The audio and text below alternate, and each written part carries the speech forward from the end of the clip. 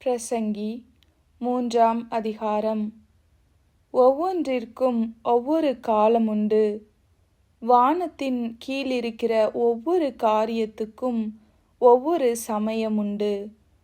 பிறக்க ஒரு காலமுண்டு, இறக்க ஒரு காலமுண்டு, நட ஒரு காலமுண்டு, நட்டதை பிடுங்க ஒரு காலமுண்டு, கொல்ல ஒரு காலமுண்டு, குணமாக்க ஒரு காலமுண்டு, இடிக்க ஒரு காலமுண்டு, கட்ட ஒரு காலமுண்டு, அழ ஒரு காலமுண்டு, நகைக்க ஒரு காலமுண்டு, புலம்ப ஒரு காலமுண்டு, நடனம் பண்ண ஒரு காலமுண்டு, கற்களை எறிந்துவிட ஒரு காலமுண்டு, கற்களை சேர்க்க ஒரு காலமுண்டு, தழுவ ஒரு காலமுண்டு, தழுவாமல் இருக்க ஒரு காலமுண்டு, தேட ஒரு காலமுண்டு, இழக்க ஒரு காலமுண்டு, காப்பாற்ற ஒரு காலமுண்டு, எறிந்துவிட ஒரு காலமுண்டு, கிழிக்க ஒரு காலமுண்டு, தைக்க ஒரு காலமுண்டு, மௌனமாயிருக்க ஒரு காலமுண்டு, பேச ஒரு காலமுண்டு, சிநேகிக்க ஒரு காலமுண்டு, பகைக்க ஒரு காலமுண்டு, யுத்தம் பண்ண ஒரு காலமுண்டு, சமாதானம் பண்ண ஒரு காலமுண்டு.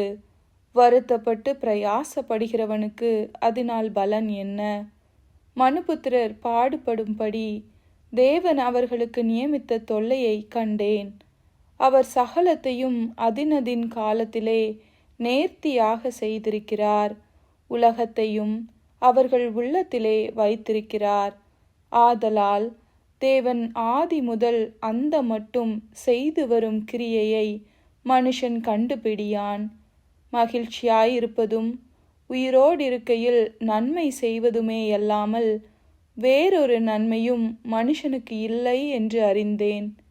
அன்றியும் மனுஷர் யாவரும் புசித்து குடித்து தங்கள் சகல பிரயாசத்தின் பலனையும் அனுபவிப்பது தேவனுடைய அனுக்கிரகம். தேவன் செய்வது எதுவோ அது என்றைக்கும் நிலைக்கும் என்று அறிவேன்.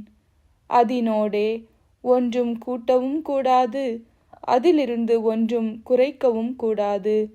மனுஷர் தமது சமூகத்தில் பாய்ந்திருக்கும்படி தேவன் இப்படி செய்து வருகிறார். முன் நடந்ததே இப்பொழுதும் நடக்கிறது, இனி நடக்கப் போகிறதும் முன்னமே நடந்தது. நடந்ததையோ தேவன் விசாரிப்பார். பின்னும் சூரியனுக்கு கீழே நான் நியாயஸ்தலத்தை கண்டேன். அங்கே அநியாயம் இருந்தது. நீதி ஸ்தலத்தையும் கண்டேன். அங்கே அநீதி இருந்தது. சகல எண்ணங்களையும் சகல செய்கைகளையும் நியாயம் தீர்க்கும் காலம் இனி இருக்கிறபடியால் சன்மார்க்கனையும் துன்மார்க்கனையும் தேவன் நியாயம் தீர்ப்பார் என்று என் உள்ளத்தில் எண்ணினேன். மனுபுத்திரர் தாங்கள் மிருகங்களைப் போல் இருக்கிறார்கள் என்பதை அவர்கள் காணும்படிக்கு தேவன் அவர்களை சோதிக்கிறார் என்று நான் மனுஷருடைய நிலைமையை குறித்து என் உள்ளத்தில் எண்ணினேன். மனுபுத்திரருக்கு சம்பவிக்கிறது மிருகங்களுக்கும் சம்பவிக்கும். அவர்களுக்கும் இவைகளுக்கும் ஏக சம்பவம் உண்டு. இவைகள் சாகிறது போலவே அவர்களும் சாகிறார்கள். ஜீவன்களுக்கெல்லாம் சுவாசம் ஒன்றே. மிருகத்தை பார்க்கிலும் மனுஷன் மேன்மையுள்ளவன் அல்ல. எல்லாம் மாயையே. எல்லாம் ஒரே இடத்துக்கு போகிறது. எல்லாம் மண்ணிலே உண்டாகிறது. எல்லாம் மண்ணுக்கு திரும்புகிறது. உயர ஏறும் மனுஷனுடைய ஆவியையும் தாழ பூமியில் இறங்கும் மிருகங்களுடைய ஆவியையும் அறிகிறவன் யார்?